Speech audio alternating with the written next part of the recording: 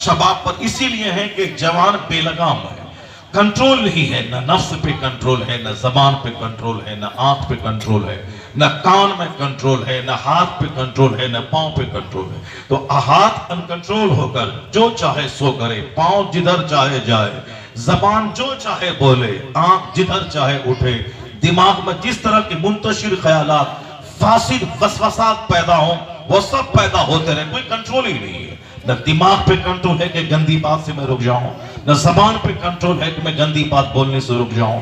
Control से बाहर है ये, नफ्स बेलगाम हो चुका।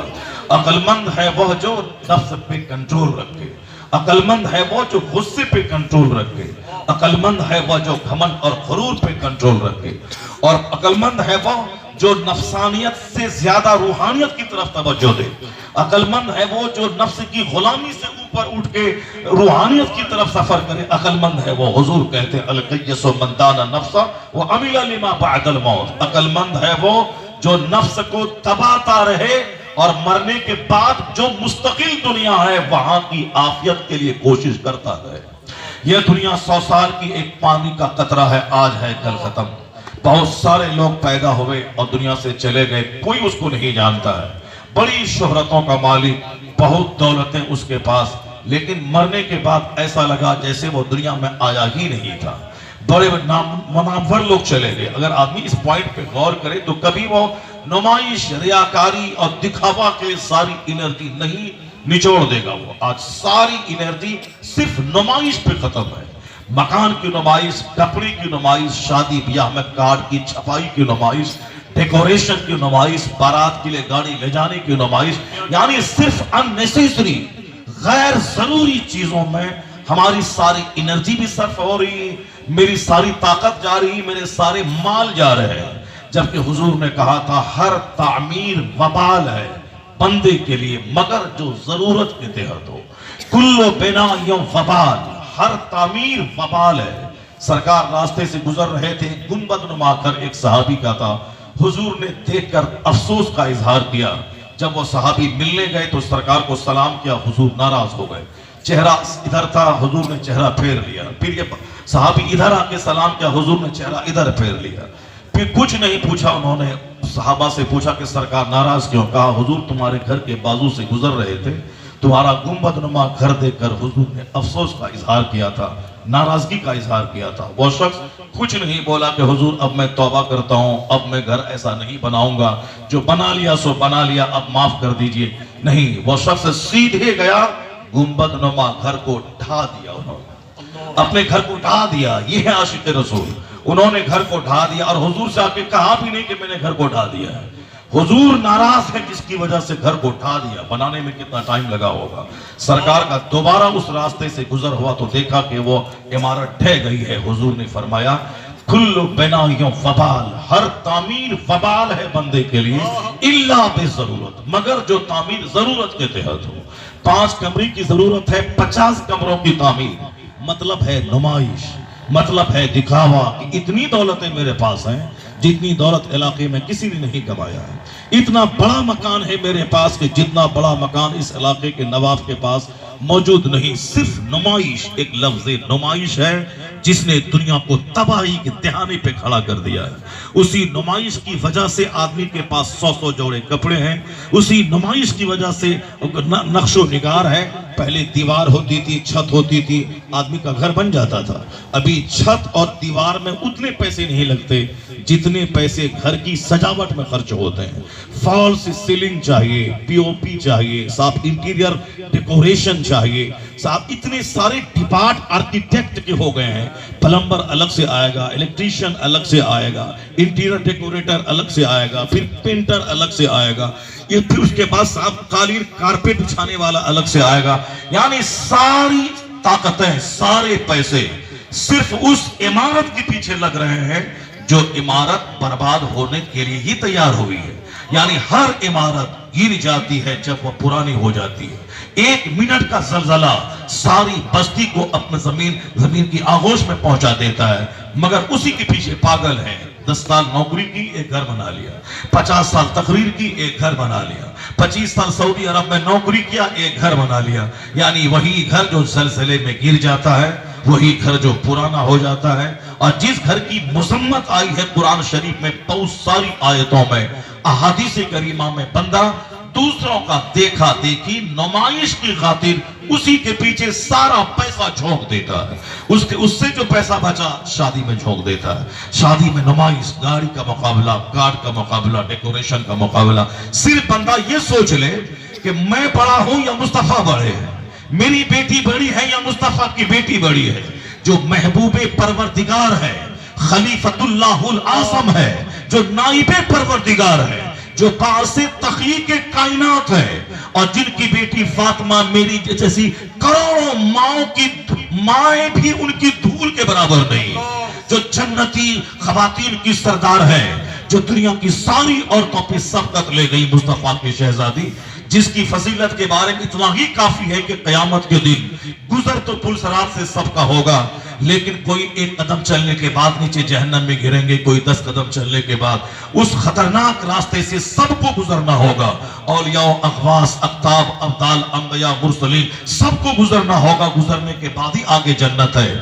اس پل صراط جو بال سے زیادہ باریک, تلوار سے زیادہ تیز, اس پل صراط پہ جب فاطمۃ الزہرا گزرنے والی ہوں گی تو ایک آواز آئے گی, اے اہل محشر نکسوا رؤوسکم وخضوا ابصارکم فإن فاطمہ بنت محمد تمر علی الصراط. اے اہل محشر نگاہیں جھکا لے, آنکھیں بند کر لے, مصطفیٰ کی بیٹی فاطمہ پل صراط پار کرنے والی ہے. 70,000 حوروں کی جھرمٹ میں بجلی کے چمکنے کی طرح فاطمۃ الزہرا 500 سال کی مسافت کو طے کر جائیں گی. کیوں؟ اس فاطمۃ الزہرا نے زندگی میں جن کا آنچل نہ دیکھا مہو مہر نے, اس ردائے نصرت پہ لاکھوں سلام, جنہوں نے اس قدر اپنی حفاظت کی کہ سر سے آنچل نہیں کھسکا, آسمان کے سورج و چاند نے آپ کے سر کے بال کو نہیں دیکھا, جنہوں نے وصیت کی تھی کہ میں مر جاؤں مجھے رات کے وقت میں دفن کر دینا. جس فاطمہ کو زندگی میں اجنبی مرد نے نہیں دیکھا ہے, اس کی لاش پر بھی غیر مردوں کی نظر نہیں پڑے.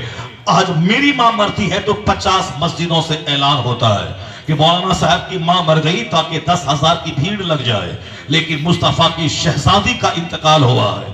وصیت یہ ہے کہ رات کے وقت میں مجھ کو دفن کر دینا.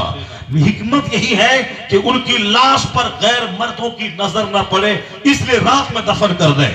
تو کتنے لوگوں نے جنازے میں شرکت کی؟ بمشکل تمام 10 سے 11 لوگ. اگر حضور کی بیٹی کی وصال کی خبر مل گئی ہوتی, اب مکہ مدینہ کے سارے صحابہ آ گئے ہوتے, یہاں تک کہ خلیفۃ المسلمین صدیق اکبر کو خبر نہیں ہوئی. یہاں تک کہ مولا علی سے انہوں نے کہا کہ علی آپ نے ایسا کیوں کیا, آپ نے مخدومہ کی وفات کی خبر مجھ کو کیوں نہیں کی, جبکہ وہ خلیفۃ المسلمین بن چکے تھے. حضور کے وصال کے بعد وہ مسلمانوں کے والی تھے, ولی تھے, مسلمانوں کے خلیفہ تھے, وہ مسلمانوں کے امور کے مالک تھے, مگر سیدہ کی وصیت تھی مجھ کو رات کے وقت میں دفن کر دینا. جس فاطمہ نے اپنے آپ کو اتنا سیف رکھا کہ آسمان کے سورج نے بھی ان کے ننگے سر کو نہیں دیکھا, جنہوں نے وصال کے بعد رات کے وقت میں دفن کرنے کی وصیت کی, تو اللہ انہیں وہ اس عزتوں سے نوازے گا کہ قیامت کے دن 70,000 حوروں کی جھرمٹ میں پل صراط پار کر جائیں گی, اس حالت میں کہ اہل محشر کی آنکھیں بند رہیں گی, فاطمہ الزہرا پار کر جائیں گی. اس فاطمۃ الزہرا کی شادی مسجد نبوی میں مصطفیٰ جان رحمت نے چند صحابہ کے بیچ میں کر دی. نہ مدینہ کے سارے صحابہ کو خبر ہوئی, نہ مکہ کے اصحاب کو خبر ہوئی. آج تو میری شادی, میری بیٹی کی شادی ہو, مولانا صاحب کی بیٹی کی شادی ہے, میرے پیر صاحب کی بیٹی کی شادی ہے, میرے یار کی بیٹی کی شادی ہے, میرے دوست کی بیٹی کی شادی ہے, چلو چلتے ہیں.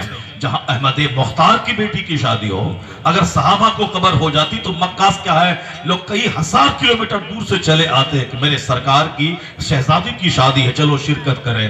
مگر چند اصحاب کی موجودگی میں سادگی سے مسجد نبوی میں مصطفیٰ نے اپنی بیٹی کا نکاح مولا علی کے ساتھ کر دیا۔ مولا علی شیر خدا فاتح خیبر شکن علی، وہ علی جنہوں نے دنیا کو دو شہزادوں کو دے کر احسان کیا ہے، حسن اور حسین دے کے احسان کیا ہے، وہ علی جو جنتی ادھیڑ مردوں کے سردار ہیں، جس کے بارے میں اعلیٰ حضرت کہتے ہیں بحر تسلیم علی میدان میں سر جھکے رہتے ہیں تلواروں کے۔ اس بہادر کا نام ہے مولا علی کہ جو 4 دن کا فاقہ ہے، پیٹ میں ایک کھجور گئی ہے، 40 kg کی تلوار اٹھا کے جب میدان جنگ میں جاتے تو دشمنوں کی تلواروں کا سر مولا علی کو سلام کرنے کے لیے جھکا رہتا تھا۔ پہرے تسلیم علی میدان میں سر جھکے رہتے ہیں تلواروں کے۔ وہ مولا علی شیر خدا کی شادی پرانے کپڑے میں مسجد نبوی میں ہو گئی۔ فاطمہ الزہرا کی شادی، حسنین کی ماں کی شادی سمپل ڈھنگ سے ہو گئی۔ یہ صرف روایت ہی میں رہے گی کہ پریکٹیکل ہی میں یہ ساری باتیں آئیں گی۔ حضور نے ایسا اس لیے کیا، حضور چاہتے تو جنت سے حوریں آتی، فاطمہ الزہرا کو سر سے لے کے پاؤں تک یاقوت موتی مونگا سے سجا دیتی۔ اگر حضور چاہتے تو 1 لاکھ صحابہ کو بلا کر جنتی کھانا کھلا دیتے، اپنے داماد علی کو سونے کا تاج جنت سے منگوا کے جبرائیل امیر کے ذریعے پہنا دیتے۔ مگر دنیا کی سب سے سمپلسٹ شادی، سب سے سادہ ترین شادی، جس میں کوئی ظاہری تام جام نہیں، مسجد نبوی میں شادی ہوگی۔ دنیا کے سب سے نفیس دلہا، دنیا کی سب سے نفیس دلہن کی شادی اس سمپل ڈھنگ سے ہوگی تاکہ قیامت تک میرا کوئی غلام غریبی میں جب سنتوں پہ عمل کرنا مشکل ہو، شریعت پہ عمل کرنا مشکل ہو، غربت میں شادی بیاہ رچانا مشکل ہو، تو اپنے پیغمبر کو دیکھ لے، اسے جینے کا حوصلہ مل جائے گا۔ اس لیے پیغمبر اعظم چونکہ جو ساری دنیا کے لیے وہ ایک ماڈل ہے، ایک آئیڈیل ہے، لیکن کون آئیڈیل مانتا ہے؟ مصطفیٰ ہے آئیڈیل اپنی جگہ رہیں، مگر میرے لیے ماڈل آج ہے وہ فلمی شادی، میرے لیے ماڈل ہے سماج کی شادی، میرے لیے ماڈل ہے سماج کے لوگوں کی پیروی۔ وہ 1000 کو کھلایا ہے، میں کم ہوں کیا؟ میں 10,000 کو کھلا کے دکھلا دوں گا۔ انہوں نے شادی میں 40 آئٹم بنوائے ہیں، میں 50 آئٹم بنوا کے دکھلا دوں گا۔ نمائش، مقابلہ، دکھاوا، اس نے مجھے حرام خوری پر مجبور کیا، بھائی سے جدا کر دیا، اس نے ہمیں رشوت خور بنایا، حرام خور بنایا، دولتوں کا حریص بنایا، عبادتوں کا ذوق مٹایا۔ ایک بزرگ نے کہا تھا اس دنیا سے لفظ دکھاوا کو ہٹا دے، دنیا سے 70% برائیوں کا خاتمہ ہو جائے گا۔ صرف ایک لفظ نمائش ہے جس نے تباہ کر کے رکھا ہے، ورنہ سمپلیسٹی، سادگی اگر زندگی میں داخل ہو جائے تو جینا آسان ہو جائے گا۔ آج لوگ کہتے ہیں جینا بہت مشکل ہے، لائف از ویری ڈیفیکلٹ، زندگی بہت مشکل ہے، سماج میں عزت بچانے کے لیے کچھ کرنا پڑے گا، ورنہ رشتہ دار کے یہاں شادی ہوگی، آپ گفٹ لے کے نہیں جائیں گے، وہ آپ کو کرسی تک نہیں دیں گے بیٹھنے کے لیے۔ آپ کی شادی ہوگی، پیسے آپ کے پاس نہیں ہوں گے، آپ سسرال 10 پرکار کی مٹھائی لے کے نہیں جائیں گے، سسرال والے بسکٹ اور بھجیا آپ کو کھلا دیں گے، آپ کے سامنے رس ملائی نہیں آئے گی۔ جیسا داماد ویسی عزت ہوتی ہے، کماؤ داماد ہو اس کے لیے 50 آئٹم کی مٹھائیاں آ جاتی ہیں، اور نکمہ داماد ہو تو اس کو بسکٹ اور بھجیا بھی بہت لیٹ سے اس کے پاس آتا ہے۔ تو عزت دار بننے کے لیے کمانا ہوگا، اچھا داماد بننے کے لیے کمانا ہوگا، کمانا۔ اس نے چہرے کو کالا کر دیا، دل کو اندھا کر دیا، سماج کے سارے لوگوں کو سیلفش، مفاد پرست، خود غرض بنا دیا۔ اس لیے سادگی آج ساری دنیا رٹ لگاتی ہے کہ سمپل رہی، خودکشی کے واردات بڑھ گئے، سماج مینٹین نہیں کر پایا، پھانسی پہ لٹک گیا، نہیں سامنے والے کا مقابلہ ہو پایا۔ سماج میں سب سے زیادہ غریب وہی تھا، سارے لوگ افسوس اس پر کرتے تھے، اور پھر اگر پیسہ تھوڑا ہو گیا تو لوگ چڑھنے لگے، پیسہ کم ہو تو لوگ مذاق اڑاتے ہیں، پیسہ زیادہ ہو تو حاسد پیدا ہوتے ہیں۔ اس سماج کو میں خوش کرنے کے لیے اللہ کو ناراض کرتا ہوں۔ جس سماج میں غریب بنوں تو 90% آدمی مجھ کو حقارت کی نگاہ سے دیکھتا ہے، اور جس سماج میں اگر میں پیسہ کما کے ارب پتی بن جاؤں تو 95% لوگ مجھ سے چڑھنے والے بن جاتے ہیں، سلام کا جواب تک نہیں دیتے۔ اس سماج کو خوش کرنے کے لیے شادی بیاہ کی فضول خرچی، اس سماج کو خوش کرنے کے لیے مکان کی نمائش، اس سماج کو خوش کرنے کے لیے اللہ رسول کو ناراض کرنے والا وہ کبھی بھی سکھ کا منہ نہیں دیکھے گا۔ ہونا یہی چاہیے سارا سماج ناراض ہو جائے، بیوی بچے ناراض ہو جائے، ساری دنیا ناراض ہو، مگر اللہ رسول ناراض نہ ہونے پائے۔ اگر اللہ رسول راضی رہا تو پھر دوسروں کے دل میں اللہ تیری عزت ڈال دے گا، دوسروں کے دل میں محبت ڈال دے گا۔ اگر خدا کو ناراض کر کے سب کی محبتیں وصول کرنا چاہا تو اللہ رب العزت کا قہر سبوں کو تمہارا دشمن بنا دے گا، تو دنیا میں تنہا ہو جائے گا۔ تو کام وہ کر کے خدا رسول راضی رہے۔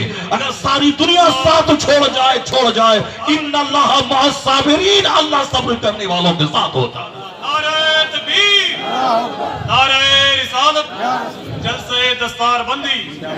آج جب دنیا تباہ ہونے لگی تب کہتے ہیں سمپل رہی، آج نوجوان اجڑنے لگے۔ ہمارے مدرسے کا ایک لڑکا تھا جو نعت بڑی اچھی پڑھاتا تھا، ابھی 2 مہینہ پہلے پھانسی کے پھندے پہ لٹک گیا۔ مغل سرائے میں ایک مولانا تھا جس کی بیوی تھوڑی سی دنیا دار اور رنگین تھی، جس کو برداشت نہیں کر پایا، وہ خود پھانسی کے پھندے پہ لٹک گیا۔ اور سب اس لاک ڈاؤن میں جو خبریں ہیں پتہ نہیں سچ ہے کہ غلط ہے، جو واٹس ایپ پہ خبریں آئی ایک امام صاحب نے وہ صاحب خودکشی کر لی۔ اب صاحب وہ خبر سچ تھی، سشانت سنگھ راجپوت جیسا فلم کا ایکٹر جو ایک فلم پہ سائن کرنے میں 10 کروڑ روپے لیتا ہے ایک ایکٹر، آج کل تو اس کا ریٹ اور بڑھ گیا ہے، تو وہ صاحب اس لاک ڈاؤن میں پھانسی کی پھندے پہ لٹک گیا۔ ایک ہیروئن جو کروڑوں کمانے والی ہی، ان کی لاش 5 دن کے بعد سڑی ہوئی ان کے فلیٹ سے باہر نکلی۔ آخر کیوں؟ جو بمبئی میں 10-20 کروڑ کے فلیٹ میں رہتی ہو، کون سا غم تھا، کون سا ٹینشن تھا جو اس کی لاش سڑی ہوئی نکلی؟ جو فلم سائن کرنے میں 10 کروڑ روپے لیتے ہیں، اگر فلمی ایکٹر ہے وہ الگ ہے، صرف ایڈورٹیزمنٹ پہ کوکا کولا، تھمس اپ یا کوئی سی گھڑی ڈیٹرجنٹ کیا، جس کی بھی ایڈورٹیزمنٹ کرتے ہیں وہ ابھی 5 سال کے لیے میں آپ کا ایڈورٹائز کروں گا تو اب 50 کروڑ روپے پہ سگنیچر ہوتا ہے، اب وہ 50 کروڑ کمپنی والا پے کرے گا۔ اتنی دولتیں ان کے پاس ہیں۔ وہ بوڑھا جس کے بارے میں نے اشارہ کیا ہے، وہ بوڑھا بھی آج کل وہ فلمیں بناتا تو نہیں ہے، البتہ اسی ایڈورٹیزمنٹ پہ وہ زندہ ہے، ایڈ دیتا ہے، اب کروڑوں اربوں روپے کماتا ہے۔ اس 80 سال کے بڑھاپے میں بھی بالکل فٹ رہتا ہے، خوب کماتا ہے، خوب آرام سے رہتا ہے۔ فلم اتنے کماتے ہیں، لیکن میں کہہ رہا ہوں کہ اتنے کمانے والی کی لاش سڑی ہوئی کیوں نکلی، اور اتنا کمانے والا پھانسی کے پھندے پہ کیوں لٹک گیا؟ آدمی کے دماغ میں جنون ہے دوسروں کے مقابلہ کرنے کا۔ وہ 50 کھرب کماتا ہے، میں 50 کروڑ میں ہوں تو ارب پتی کا مقابلہ کرنا ہے، نہیں کر پایا، ایک راستہ ہے زہر کھا کے مر جانا۔ ہمیں سامنے والے کا مقابلہ کرنا ہے، وہ انووا کرسٹا پہ چل رہا ہے، میرے پاس ڈیزائر اور سوئفٹ بھی نہیں ہے، تو اب نہیں اسٹیٹس مینٹین کر پا رہا ہے، پھانسی کے پھندے پہ لٹک گیا۔ صاحب وہ ناگپور کا ارب پتی ابھی 1 مہینہ پہلے اپنی ہی کار کو لاک کر کے پیٹرول چھڑک کے آگ لگا کے جوان بیٹا بیوی اپنے سب کو جلا کے راکھ کر دیا۔ یعنی اس قدر لوگ خودکشی کی طرف مائل ہو رہے ہیں۔ ابھی 2 سال پہلے بہار کی راجدھانی پٹنہ میں کھربوں پتی جو امریکہ یورپ سے گھوم کے آیا تھا، ہم غریبوں کے پاس مال نہیں اس لیے ہم لوگ باہر گھومنے نہیں جاتے ہیں، ارب پتی سال میں 11 مہینے گھر میں رہتے ہیں، 1 مہینہ باہر ٹور پہ جاتے ہیں۔ اس بار جرمنی گئے تھے، اگلے سال واشنگٹن ڈی سی جانا ہے، اگلے سال پیرس جانا ہے۔ ایک ٹور کا ایک چارٹ اس کے سامنے، ارب پتی کے سامنے نہ ہو، کی بیوی کے سامنے رہتا ہے چارٹ کہ اگلے سال وہاں جانا ہے، پھر آئندہ سال وہاں جانا ہے، سنگاپور جانا ہے، اب تھائی لینڈ کی راجدھانی بینکاک جانا ہے۔ وہاں باہر سے گھوم کے آئے تھے تو اس کو تو سال بھر مست رہنا چاہیے، لیکن یہ غلط ہے کہ بیوی کی ہر خواہش پہ گھٹنے ٹیک دینے کا مطلب ہے کہ گھر میں امن اور سکون رہے گا، ایسا نہیں ہوتا ہے۔ بچہ تو بولے گا کہ میں اسکول نہیں جاؤں گا، اب باپ اس کے سامنے گھٹنے ٹیک دے تو بچہ اس کا پنچر بنانے والا، بچہ اس کا ڈکیت بن جائے گا۔ ایک حکیم باپ اپنے بیٹے کو 2-4 تماچا مار کے اسکول بھیجتا ہے، اس مار میں باپ کا پیار شامل ہے ایسا۔ اور جو باپ بچے کے سامنے گھٹنے ٹیک دے، ٹھیک ہے اسکول مت جانا، اب باپ اسکول میں نہیں پڑھنے کا، محمد نہیں لگتا، اچھا ٹھیک ہے نہیں پڑھنے کا، یہ باپ اپنے بیٹے کا دشمن ہے جو بچے کی ہر خواہش کے سامنے گھٹنے ٹیک دے۔ بچوں کو شعور نہیں کہ ہم پڑھنے لکھنے کے بعد IAS آفیسر بنیں گے، IIT انجینئر بنیں گے، ڈاکٹر بنیں گے، سماج کا ایک اچھا فرد بنیں گے۔ اس کو کیا خیال ہے، اس کو کیا شعور ہے؟ یہ سب کچھ باپ کو سوچنا ہے، مگر بچوں کو گرمی اور نرمی دونوں کے ذریعہ اس کی شخصیت سازی کرنی ہے۔ ठीक उसी तरह औरतों के पास अकल कम होती है। अगर एक आदमी औरतों की हर ख्वाहिश के सामने घुटने टेक दे, उनके सर के सारे बाल नोच लेंगी वो, उनको कहीं का नहीं छोड़ेंगी वो। बुजुर्गों ने कहा है कि जब तेरी बीवी कहे कि पूरब चल तो तुम उसी वक्त पश्चिम चलो, उसको दिखा उस पश्चिम चलो। बुजुर्गों ने कहा है, उनकी हर बात पे घुटने टेका तो फिर जमीन में फसाद पैदा होगा, जलजला पैदा होगा। वो अभी बच्चों की तरह उसके वो भी नाक़िसुल अक्ल है, तो एक हकीम शौहर की तरह सीना उतना बड़ा रहे कि प्यार के वक्त में प्यार दे, मोहब्बत की बात मोहब्बत के वक्त में करे, और जहां शरीयत के खिलाफ कोई कदम उठाए तो सरकार दो जहां को मॉडल मानकर सैयदा आयशा कहती हैं कि सरकार अपनी बीवियों के साथ बात करते रहते थे, हम लोगों के साथ बात करते, मोहब्बत की बात है, लेकिन जहां आसान होती हम लोगों के दरमियान से इस कदर उठ के खड़े हो जाते, ऐसा लगता जैसे हमसे कोई रिश्ता ही नहीं।